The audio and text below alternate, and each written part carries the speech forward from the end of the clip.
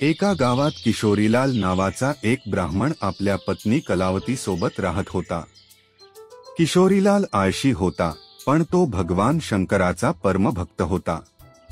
तो दररोज सकाळी संध्याकाळी शंकराची पूजा करत असे आणि भगवान शंकराचे नामस्मरण करत असे। किशोरीलाल दररोज ही दोन काम करत असे। उरलेला वेळ तो आपल्या आळसामुळे घरीच झोपून घालवत असे। यामुळे किशोरीलाल आणि त्याची पत्नी यांच्यात नेहमी भांडणं होत असत। पत्नी, ऐकता का हो, आजपासून लवकर जेवून शेतात जा, आज पीक कापायचं आहे, आणि हो, शेतावरून येताना मोहरीचं साग घेऊन ये, घरी भाजीला काहीच नाही, परतताना विसरू नकोस, नाही तर आज जेवणच नाही बनणार, मी आधीच सांगते तुला। पत्नी बोलतच होती की किशोरीलाल तिच्या बोलण्याकडे दुर्लक्ष करून परत झोपायला जातो। कैलासावर बसलेल्या माता पार्वती भगवान शंकरांना म्हणतात, भगवान, हा कसा भक्त आहे तुमचा? असं काय कारण आहे की तो तुमची भक्ती तर करतो पण काही कर्म करत नाही? तुम्ही याला योग्य मार्गदर्शन का करत नाही? भगवान शंकर, मी सर्व पाहतो आहे पार्वती। मागील जन्मी हा आळशी गाढव होता, जो एका शिवमंदिरासमोर येऊन झोपायचा। झोपेत सुद्धा त्याला मंदिरात होणाऱ्या मंत्रोच्चाराचा आवाज ऐकू यायचा, आणि श्रावण महिन्यात त्याचा मृत्यू झाला। म्हणून याला या जन्मात मनुष्य जन्म मिळाला, पण याचा आळशी स्वभाव मात्र गेलेला नाही। योग्य वेळ आली की मी याला योग्य धडा शिकवीन। पत्नी, अरे हे काय, तू पुन्हा झोपलास? पटकन उठ आणि शेतात जा, आज पीक कापायचं आहे। शेतात पीक खूप मोठं झालंय, जर आज कापलं नाही तर जनावर ते खातील, नाही तर कोणी चोरून नेईल। माझं बोलणं ऐकतोयस का?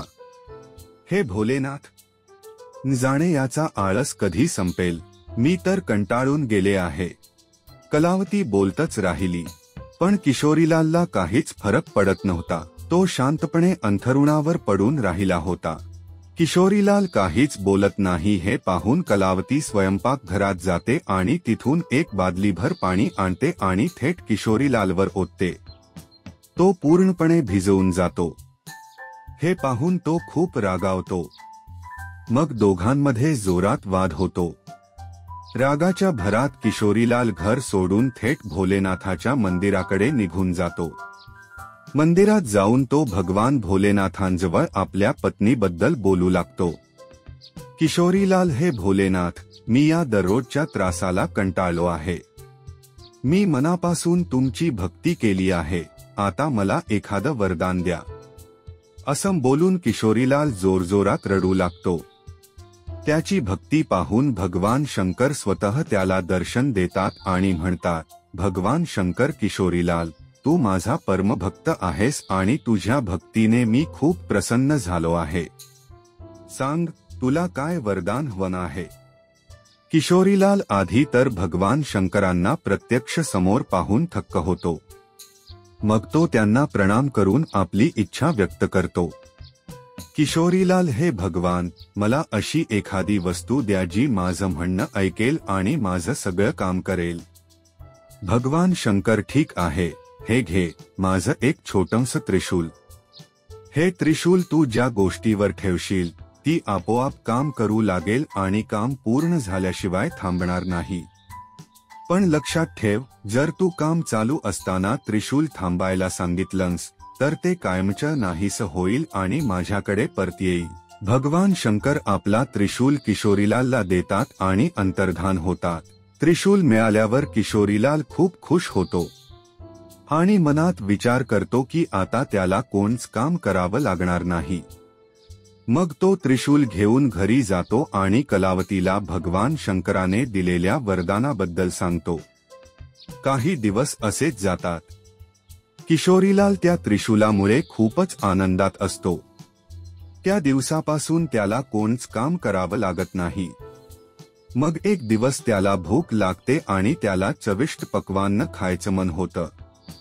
तो जेवायला बसतो आणि मनात विचार करतो, कसं छान झालं असतं जर जेवण आपोआपच माझ्या तोंडात आलं असतं। आणि मला हातही हलवावा लागला नसता. मी आरामात जेवू शकलो असतो.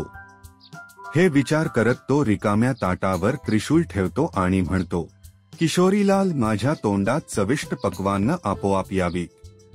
इतकं बोलताच ताटातून वेगवेगळे स्वादिष्ट पक्वान्न त्याच्या तोंडात यायला लागले. नवीन नवीन मिठाया, वेगवेगळ्या चवांचे पदार्थ, आणि तेही थांबता थांबता त्याच्या तोंडात जाऊ लागले.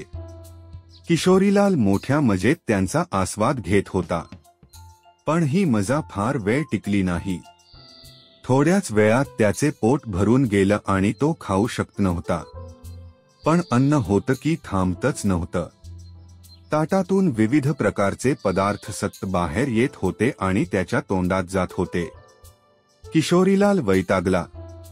तो जेवण थांबवण्याचं म्हणणारच होता, तेवढ्यात त्याला भगवान शंकरांचे शब्द आठवले. काम करत असताना जर तू त्रिशूल थांबवण्याचं सांगितलंस तर ते कायमचं नाहीसं होईल.